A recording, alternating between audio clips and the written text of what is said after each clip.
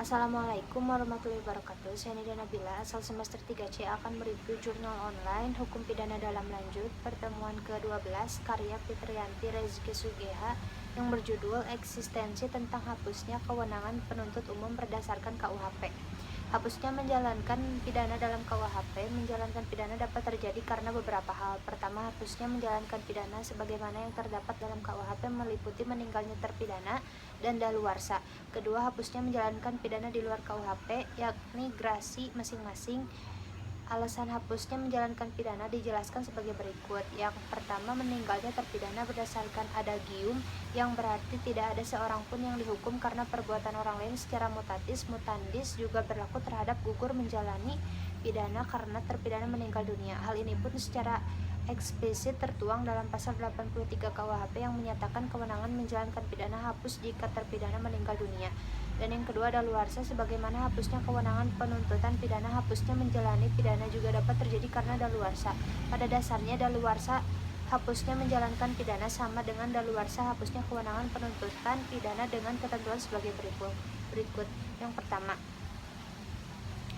tenggang waktu daluarsa mengenai semua pelanggaran lamanya 2 tahun. Kedua, kejahatan yang dilakukan dengan sarana percetakan tenggang waktu daluarsa adalah 5 tahun. Yang ketiga, daluarsa menjalankan pidana terhadap kejahatan yang diancam dengan pidana denda, pidana kurungan atau pidana penjara paling lama 3 tahun adalah 4 tahun.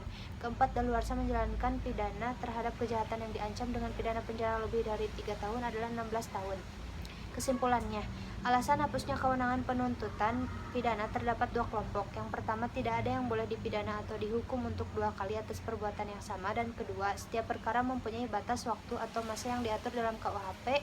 Meninggalnya tersangka atau terdakwa daluarsa dan yang berada di luar KUHP, amnesti dan abolisi. Dan hapusnya menjalankan pidana dalam KUHP, yakni meninggalnya terpidana, daluarsa grasi dengan ketentuan yang berlaku sesuai peraturan perundang-undangan. Lalu, pemaksaan pidana dan pemidanaan dijatuhkannya hukuman terhadap tindak atau perbuatan pidana mempunyai efek jerah berfungsi sebagai prevensi masyarakat. Pemidanaan nilai positifnya suatu pendidikan moral agar tidak mengulangi perbuatannya. KUHP mengatur jenis pidana adalah hukuman atau pidana pokok, pidana tambahan, pidana bersyarat, dan pelepasan bersyarat.